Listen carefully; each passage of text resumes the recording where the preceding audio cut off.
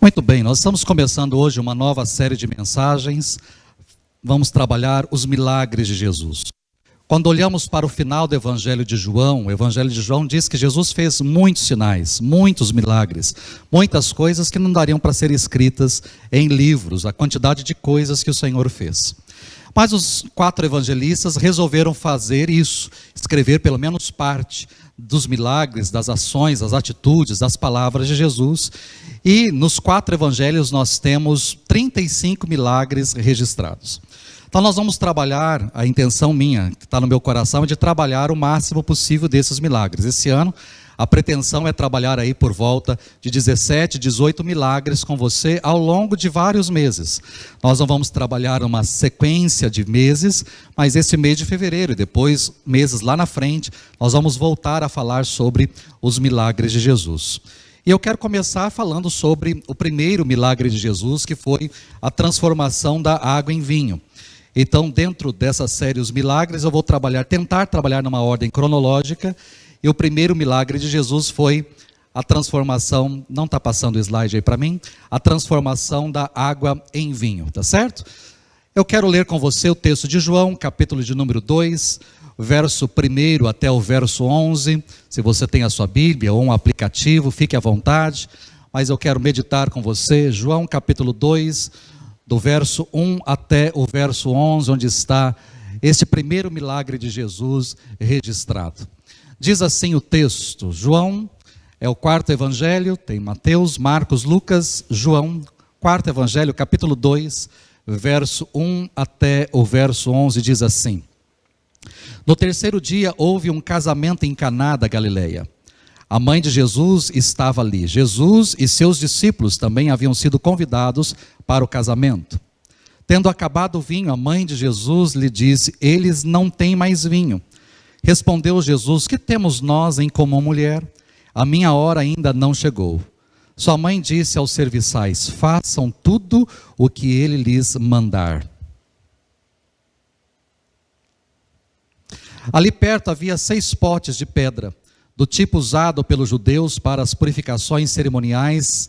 Em cada pote cabiam entre 80 e 120 litros. Disse Jesus aos serviçais: Encham os potes com água. E os encheram até a borda. Então lhes disse: Agora levem um pouco ao encarregado da festa. Eles assim fizeram, e o encarregado da festa provou a água que fora transformada em vinho, sem saber de onde este viera, embora o soubessem os serviçais que haviam tirado a água.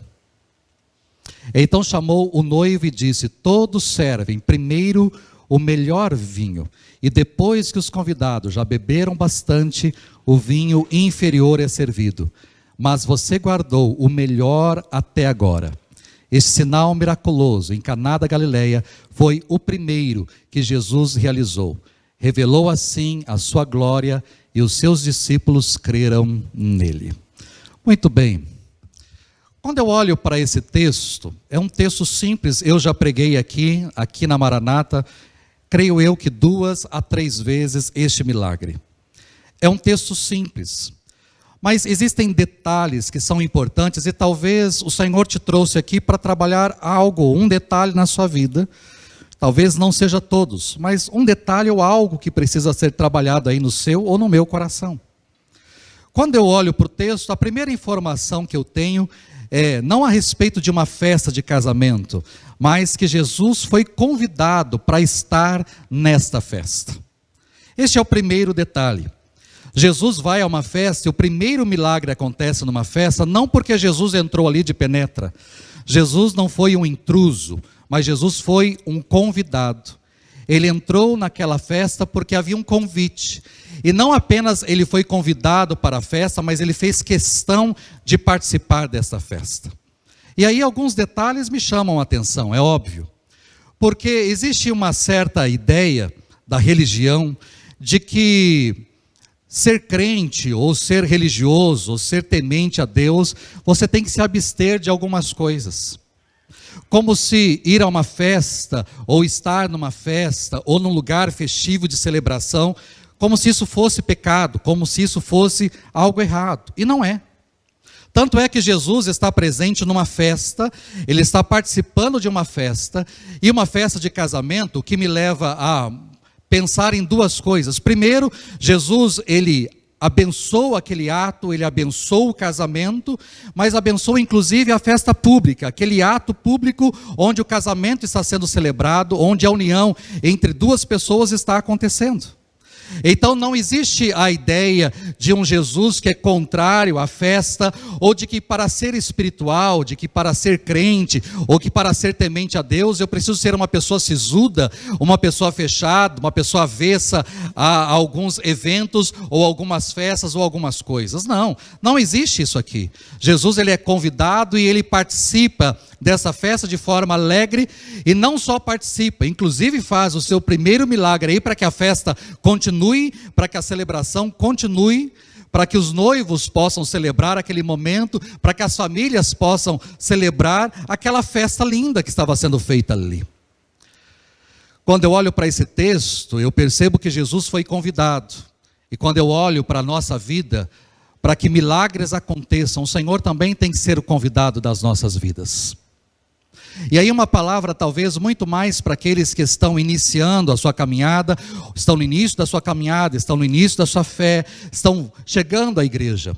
Talvez você possa chegar aqui e achar o ambiente legal, você possa achar o louvor legal, a palavra legal, tudo que acontece aqui é um lugar climatizado, as poltronas são confortáveis, as pessoas são simpáticas, as coisas são um pouco diferentes, mas são muito legais, como eu sou abençoado neste lugar. Mas muito mais do que abençoado neste lugar, você precisa convidar Jesus para entrar na sua vida.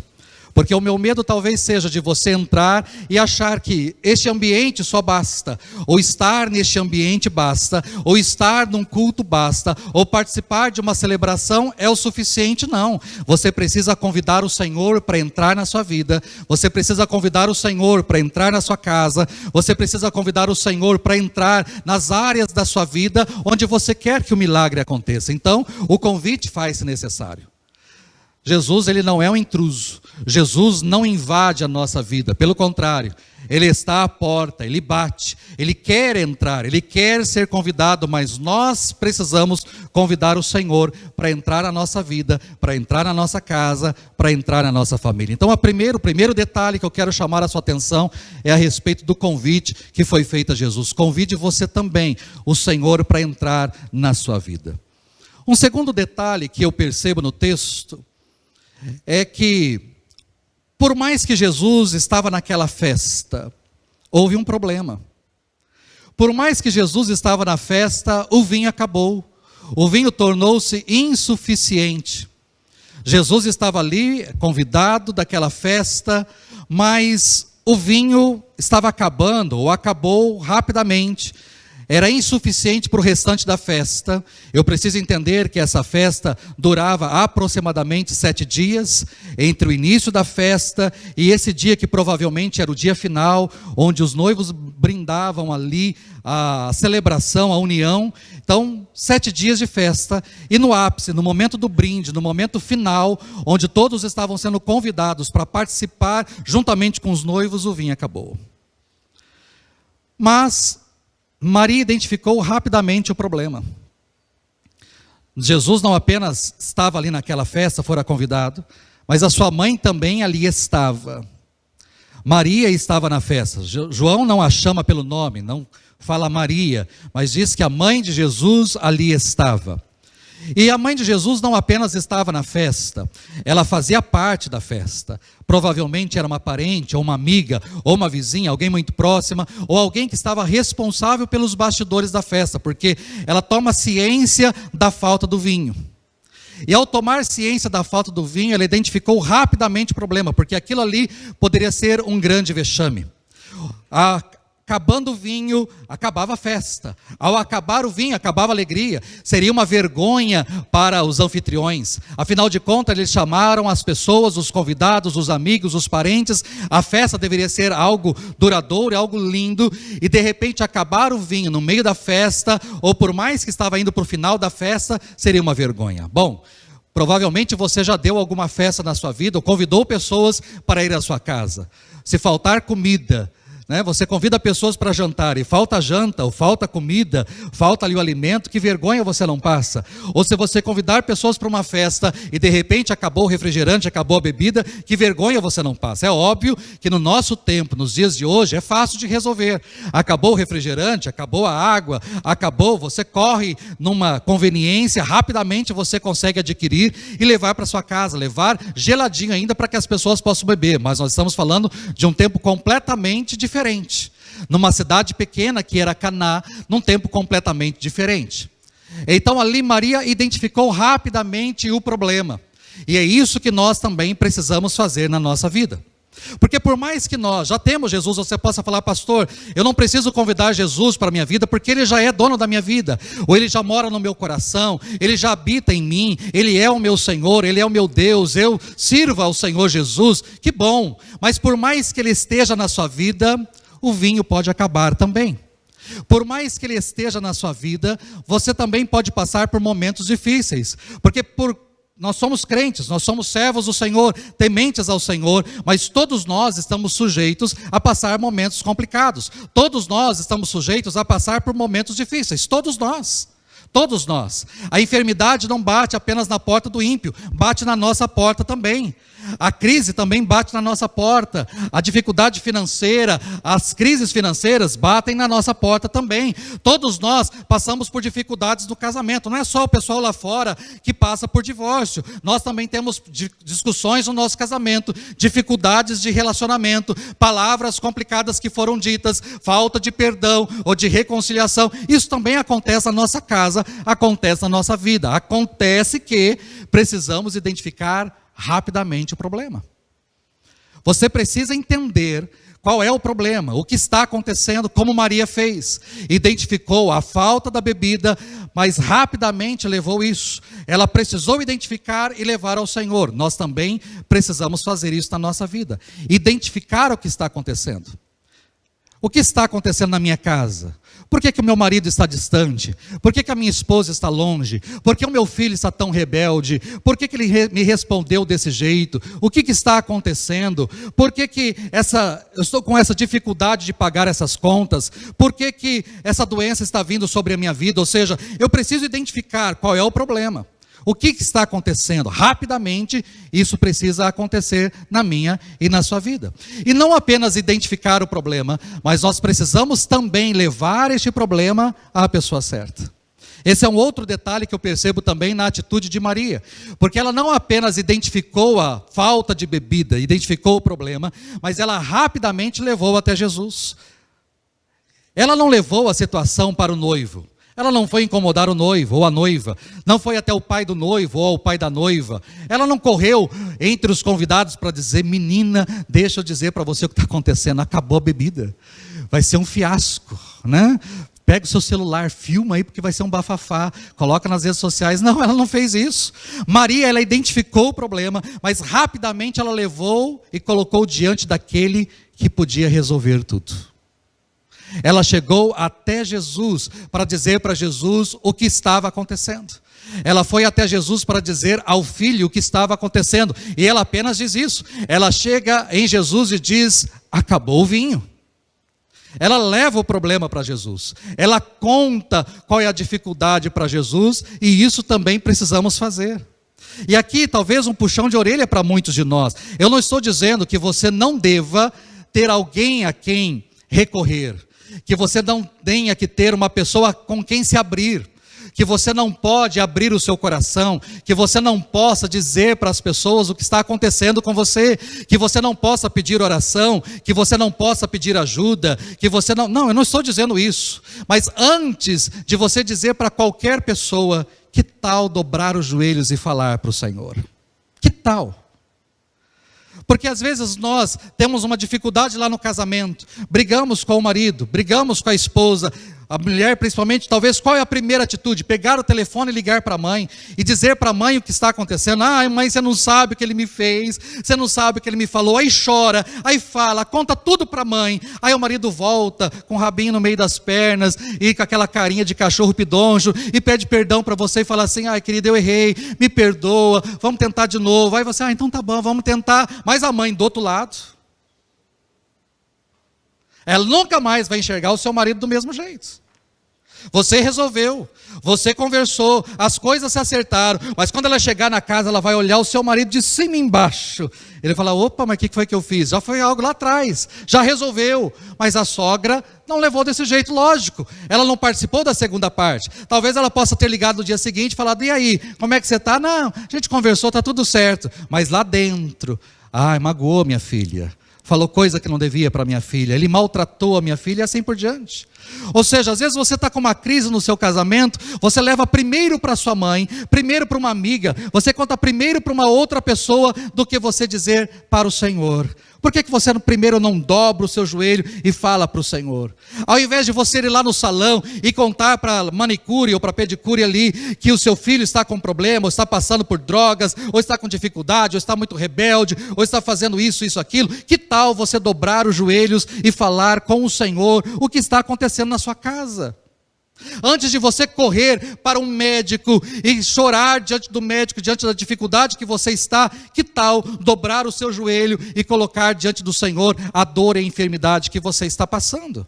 Ou seja, a primeira atitude que devemos ter, por isso que eu estou dizendo, não significa que você não tenha que envolver outras pessoas, ou que não tenha que buscar ajuda em outras coisas, mas que tal buscar primeiro ajuda na pessoa certa?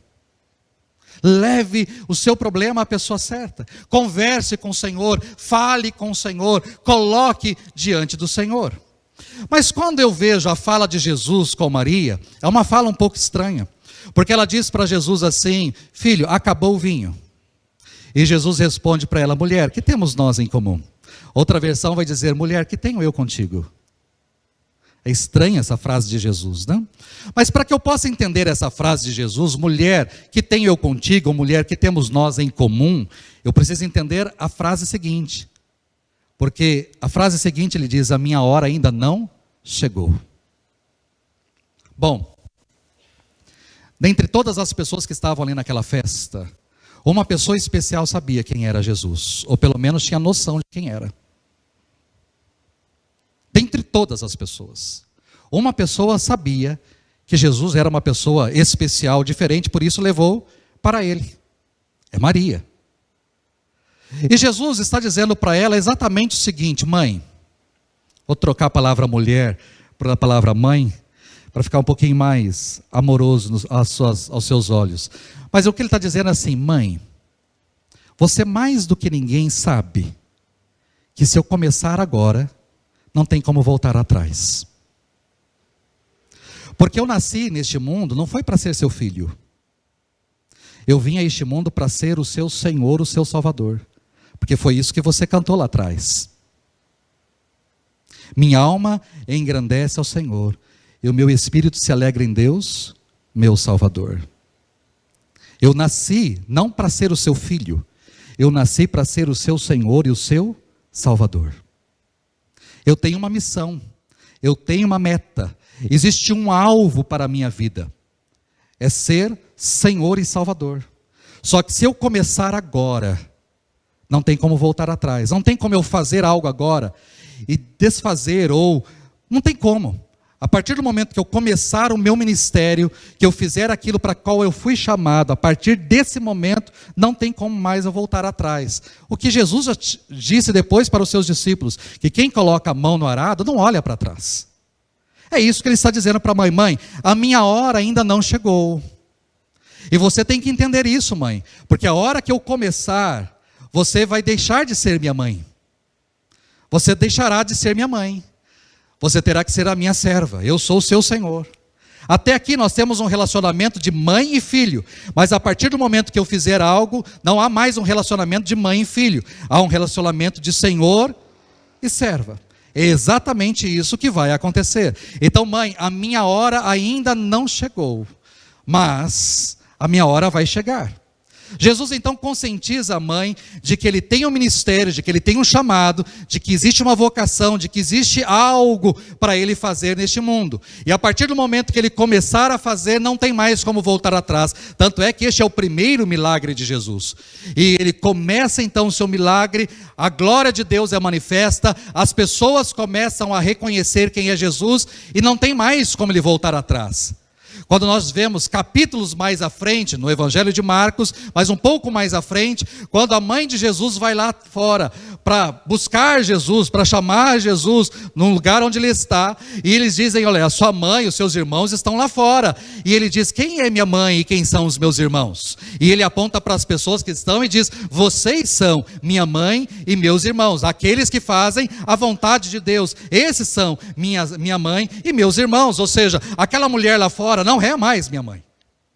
Ou seja, ele começou o seu ministério, ele está fazendo o seu serviço, ele veio aqui para cumprir, para ter uma meta, ele vai até a cruz, que é a meta. É isso que ele está dizendo para Maria. Pode ser um pouco rude aos nossos olhos, quando ele diz, mulher, que tenho eu contigo? Ou seja, por enquanto eu sou seu filho, mas a partir do momento que a minha hora chegar, esse relacionamento não existe mais. E você precisa entender, é isso que você quer. É exatamente isso que você quer.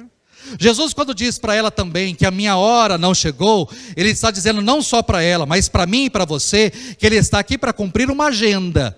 E a agenda dele é diferente da minha e da sua.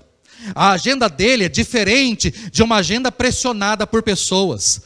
Ele está dizendo para a mãe, você não pode me pressionar, e ninguém pode me pressionar. A minha agenda não está ligada a pessoas, a minha agenda não está ligada ao que as pessoas querem, a minha agenda não está ligada à pressão de pessoas, de sociedade, daquilo que elas estão pretendendo. Não, a minha agenda é algo que vem do céu, é uma agenda celestial, é algo determinado pelo céu, não é algo determinado por pessoas. E isso também precisa fazer parte da minha vida e da sua vida, porque por mais que eu tenha o Senhor aqui, por mais que eu já o convidei, ele habita a minha vida, ele habita a sua vida, por mais que eu possa identificar um problema e levar este problema até a presença de Jesus, eu preciso aguardar o momento dele. E talvez eu possa levar até Jesus, e o momento dele é o mesmo meu. Nós estamos na mesma sintonia, na mesma vibe, e aquilo que eu quero é aquilo que ele quer, e no momento que eu quero é o momento também que está na agenda de Deus. Ótimo, mas pode ser que não. Ou seja, eu posso orar e colocar na presença de Deus, mas Deus pode me responder daqui a 2 semanas, 3 semanas, 4 semanas, daqui a 4 meses, daqui a 4 anos. Eu não sei quanto tempo o Senhor vai demorar para responder a minha oração. A única coisa que eu sei é que eu preciso aguardar o tempo dele. Eu preciso aguardar. Quando ele diz para a mãe, a minha hora ainda não é chegada, ele está dizendo para mim e para você, calma, eu vou resolver isso, calma, posso solucionar isso, mas aguarde. Nós não gostamos dessa palavra, mas aguarde, espere o momento, espere a hora, espere, porque vai chegar, aguarde o momento.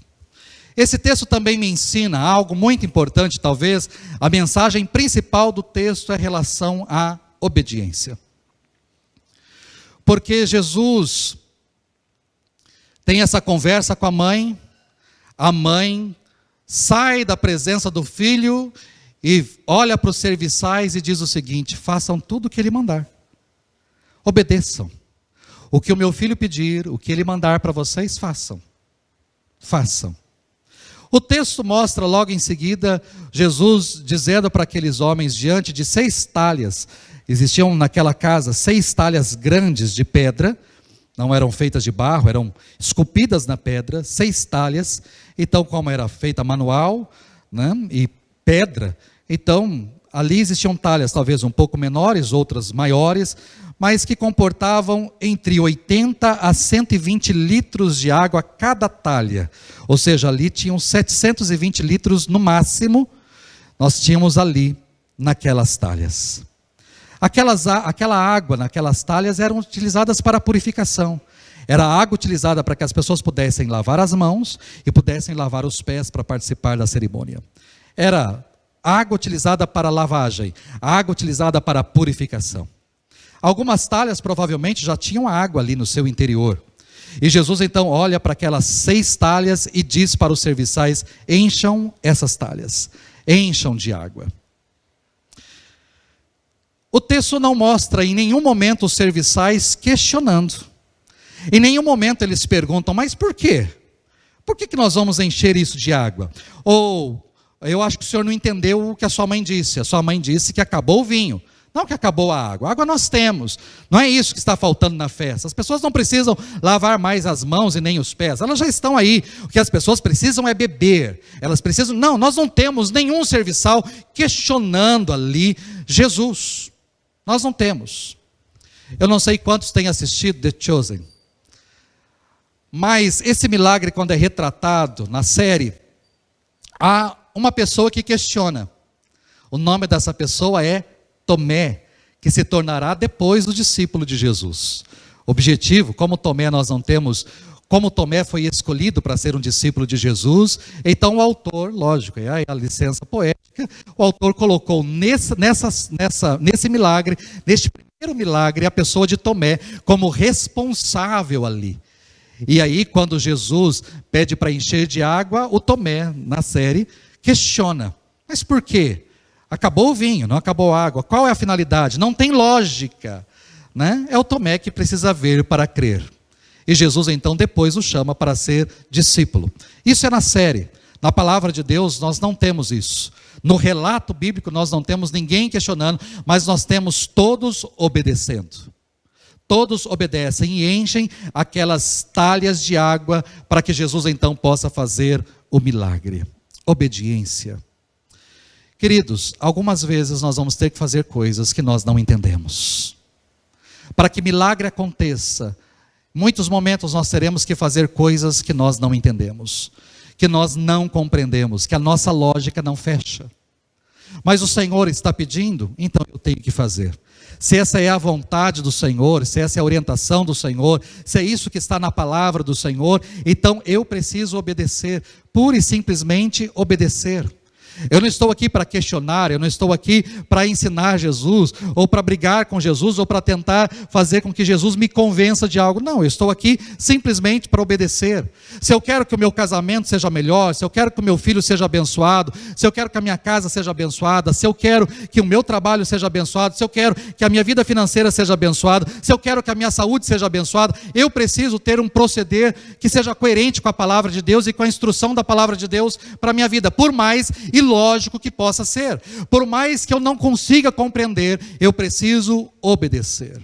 E é interessante porque este é o primeiro milagre. Aqueles serviçais obedeceram sem ter conhecimento de quem é Jesus. Como eu disse, a única pessoa quem sabia que era Jesus ali era Maria. Ela sabia que aquele filho não era o filho de José. Ela carregou no ventre não o filho de José, mas ela carregou no ventre o filho de Deus. Ela concebeu algo que não era simplesmente humano, era algo divino no seu interior. Ela sabia muito bem que Jesus tinha um propósito lindo, maravilhoso, divino para a vida das pessoas. Ela sabia disso, ela sabia quem era o seu filho. Mas os serviçais não, eles obedeceram por obedecer, sem saber o que iria acontecer. Jesus não disse para eles: encham de água que eu vou transformar tudo isso daqui em vinho. Jesus não disse isso. Ele apenas disse: encham as talhas, e aqueles serviçais obedeceram. Não eram pessoas assim como eu e você, que temos conhecimento prévio a respeito de Jesus. Hoje eu posso crer, eu posso ler sobre os milagres e crer no milagre que o Senhor pode fazer na minha vida. Eu posso crer naquilo que o Senhor pode operar na minha vida. Mas por que eu creio nos milagres do Senhor? Porque a palavra faz questão de registrar. Eu sei quem é o meu Senhor, eu sei quem é Jesus, eu sei que Ele é lindo, eu sei que Ele é maravilhoso, eu sei que Ele é poderoso, eu sei quem é o Senhor, mas eu sei porque a palavra me revela. Então hoje, quando eu creio em milagres, eu creio porque pessoas experimentaram milagres da parte de Deus, mas aqueles homens não. Aqueles homens e mulheres que estavam na festa servindo não tinham ciência de absolutamente nada, mas obedeceram. O ato de obedecer também me mostra que existe a parte de Deus, mas existe a minha parte. Deus faz a parte dele, mas eu também preciso fazer a minha parte. Ou seja, o milagre aconteceu, a água foi transformada em vinho? Foi, a água foi transformada em vinho, mas precisaram encher 720 litros de água. Encheram até a boca, aquelas talhas. E eu estou falando não de como é hoje. Hoje, para encher 720, não precisa de muitos serviçais, não, precisa de um só. Um camarada lá, abre a torneira, pega a mangueira e coloca dentro da talha e deixa lá. A hora que encher uma, coloca na outra e deixa encher, e assim por diante. Não, aqui tiveram que carregar, botija por botija, balde por balde, ir lá no quintal, lá no poço, ou ir lá numa fonte, pegar a água, trazer para casa e encher talha, balde por balde, botija por botija, até encher pela boca. Tiveram trabalho? Muito. Com certeza tiveram trabalho. Você quer um milagre? Qual é a sua parte? Eu quero milagres, Senhor, no meu casamento. Ok, marido, qual é a sua parte? Eu quero um milagre na vida do meu filho, eu preciso restaurar o meu relacionamento com ele. Ok, qual é a sua parte? Eu quero um milagre, eu preciso de um trabalho. Ok, qual é a sua parte? Você quer que Deus te dê um trabalho, mas você não quer entregar um currículo? Você não quer fazer uma entrevista? Eu quero passar, eu quero um milagre, eu quero entrar numa faculdade. Ok, não? Que tal estudar? Que tal estudar? Para prestar o vestibular, para entrar na faculdade que você quer. Ou seja, existe a parte de Deus, Deus faz, mas existe a minha parte. Senhor, eu quero que o Senhor me ajude, preciso de um milagre do Senhor para resolver as minhas contas. Ok, qual é a sua parte? Parar de gastar? Quebrar o cartão? Guardar o cartão? Só levar em dinheiro, perguntar várias vezes se eu preciso mesmo comprar aquilo, qual é a sua parte? Ou seja, eu quero muitas vezes um milagre de Deus, mas qual é a minha parte? Essa história me ensina que eu preciso obedecer, mas essa história me ensina também que existe a minha parte que tem que ser feita para que o milagre aconteça. Mas por fim, encerrando a mensagem, eu preciso olhar para esse texto e ver que o milagre acontece, mas que o melhor sempre vem depois. Quando na série, vou voltar de novo na The Chosen, o milagre acontece de uma forma que eu não imagino. Jesus, quando as talhas estão cheias, ele pede para que todos saiam. Jesus faz uma oração ali ao Pai, coloca a mão naquela água, e quando ele levanta a mão, há vinho escorrendo por entre os seus dedos. Eu não imagino assim. Eu imagino as talhas cheias. Eu não imagino Jesus. Jesus pode ter orado audivelmente ou interiormente. Ele é um com o Pai. Mas eu imagino as talhas cheias, particularmente assim que eu imagino. As talhas cheias, e quando o cara falou assim, olha, enchemos a última talha, Jesus automaticamente diz, porque é assim que está nos textos. Automaticamente Jesus diz, então pegue um pouco e leve para o mestre de sala. Eu imagino assim.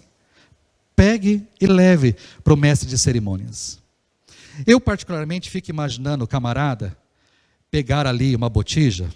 Vamos pegar aqui, não é transparente como essa, né? Mas eu fico imaginando o camarada enchendo aqui, colocando a botija e enchendo. E é água. Eu imagino assim. E ele indo talvez assim, levar para o mestre de cerimônia. Porque ele sabe o que tem aqui. E o que tem aqui? Ele foi buscar o que lá fora? Do que ele encheu? O que eu estou pegando aqui? Mas quando ele chegou diante do mestre de cerimônia, e ele derramou, quando ele derramou, não era mais água. Quando ele derramou, era vinho. Eu fico imaginando imaginando o cara falando assim, que mico que eu vou pagar. Que mico, vai ser um micão, né? Um King Kong, eu vou chegar e falar assim, toma, e o cara fala, não, mas eu não quero água, eu quero vinho. Mas eu fico imaginando dessa forma, e Jesus só assuntando, de longe, vendo as coisas acontecendo. Eu consigo imaginar o milagre acontecendo a caminho, né? Eu consigo imaginar assim, no The Chosen Jesus coloca, os caras vão lá, já fazem festa porque é vinho, e vão gritando porque é vinho. Eu prefiro imaginar a tensão existente no ar. Eu já sou mais dramático. Eu prefiro imaginar a tensão até o último segundo. Eu gosto daquele filme que até o último segundo, é só no último segundo que acontece. É uma delícia quando isso acontece. Dá raiva, mas é uma delícia quando isso acontece só no último segundo. Mas eu consigo imaginar assim. Quando ele derrama, no último instante, não é mais água, é vinho. E quando aquele homem experimenta, ele fala, opa, o que é isso? O que é isso? O que é isso? Se fosse um The Chosen, eu já falaria assim, Jesus colocou a mão aí, ele deveria estar com a mão suja, eu acho que você está sentindo esse gosto, alguma coisa aí. Não. Mas ele experimenta e fala, o que é isso? Vamos, pode parar. E chama o noivo e fala, rapaz, que história é essa? Nós normalmente servimos o melhor vinho no início, e aí quando as pessoas já estão altas, já beberam bastante, já não estão mais reconhecendo o tipo de vinho, aí a gente coloca um vinho de qualidade inferior, mas você não. Você guardou o melhor vinho para o final. E eu falo para você que eu acredito que o milagre aconteceu até o último instante, porque quando eu pego o texto diz que o encarregado da festa provou a água que fora transformada em vinho, sem saber de onde este viera, embora o soubessem os serviçais que haviam tirado a água. Os serviçais sabiam, até aquele último instante, que era água. Mas quando o mestre experimentou, ele viu que era vinho, e não era qualquer vinho, era o melhor vinho. Queridos, quando Jesus entra na nossa história, quando Jesus entra na nossa vida, o melhor sempre acontece. O melhor sempre acontece. Quando nós temos Jesus na nossa vida, quando nós identificamos um problema, levamos até Ele, aguardamos o seu agir, obedecemos a sua palavra, cremos, o milagre acontece e o melhor sempre vem, sempre é o melhor. Eu experimento do melhor de Deus para a minha vida.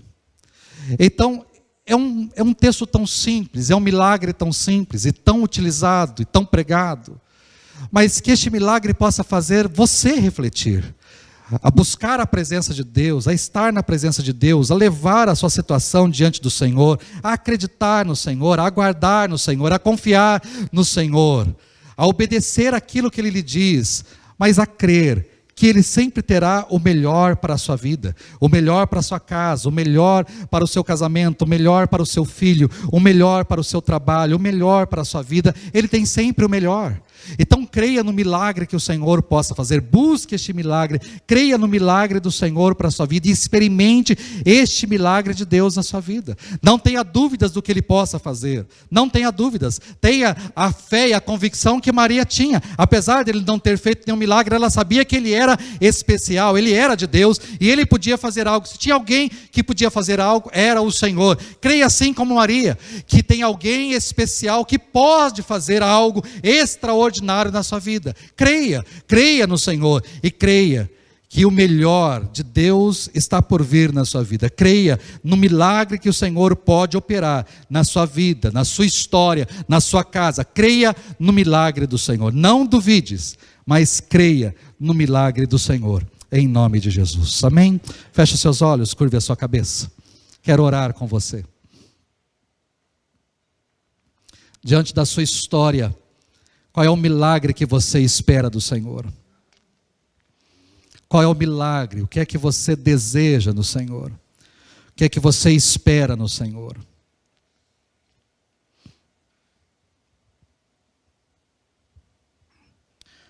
O que é que você traz na presença do Pai? O que é que você traz?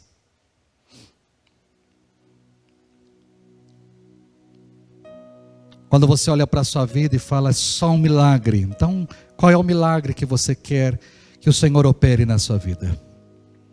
Você já identificou? Coloque isso diante do Senhor. Faça como Maria. Chegue para o filho e diga, acabou o vinho. Chegue para ele e fale, acabou. Ou está acabando. Eu olho para o meu relacionamento, está acabando, Senhor. Eu olho para a minha situação, está acabando, eu não tenho mais forças, eu não tenho mais condições.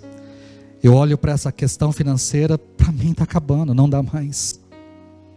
estou no limite, eu estou esgotado, não tenho mais o que fazer, eu não consigo enxergar mais nada, não consigo enxergar solução. Chegue para o Senhor, identifique qual é o problema e chegue ao Senhor, fale para Ele, conte para Ele, aguarde aquilo que Ele tem para fazer na sua vida. Se a palavra já tem orientado você ao que você tem que fazer, como você tem que fazer, obedeça. Obedeça ao Senhor, obedeça a sua palavra, obedeça a sua voz. Obedeça aquilo que o Senhor tem dito e falado ao seu coração, por mais ilógico que lhe pareça. Por mais que você possa dizer, não tem sentido, não faz sentido. O que está me acontecendo, não faz sentido eu fazer isso. Diante dessa situação, não tem sentido eu agir dessa maneira, eu fazer isso. Por mais ilógico que lhe pareça, faça, obedeça. Qual é a sua parte no milagre? Quais são os baldes que você tem que carregar? Quais talhas você tem que encher? O que é que cabe a você? A Ele compete transformar a história, transformar as suas lágrimas em alegria, transformar esse momento desértico num oásis, transformar essa sua tristeza ou essa sua depressão em júbilo, em satisfação, em prazer. Ele pode transformar, mas o que compete a você? Pai, eu quero orar em favor de pessoas que estão aqui. Orar, ó Deus, diante das situações que nós estamos vivendo, talvez de crises e dificuldades, problemas que são identificados, estão diante dos nossos olhos, nós entendemos, nós temos de forma muito visível diante dos nossos olhos, estamos trazendo ao Senhor, acreditando no Teu milagre, estamos colocando aos Teus pés, acreditando naquilo que o Senhor pode transformar e fazer. Eu oro para que as pessoas aqui sejam sensíveis àquilo que o Senhor está ordenando também que elas façam, que elas obedeçam a sua voz, que elas obedeçam a sua palavra, por mais ilógico, por mais, ó Deus, que eles não compreendam, mas que eles possam obedecer a tua palavra, a tua voz, a tua instrução, para que o milagre seja completo em suas vidas. Eu oro por cada pessoa. O Senhor sabe dramas e as dificuldades vivenciadas. O Senhor sabe, ó Deus, o que cada uma tem passado e o que cada uma traz diante do Senhor.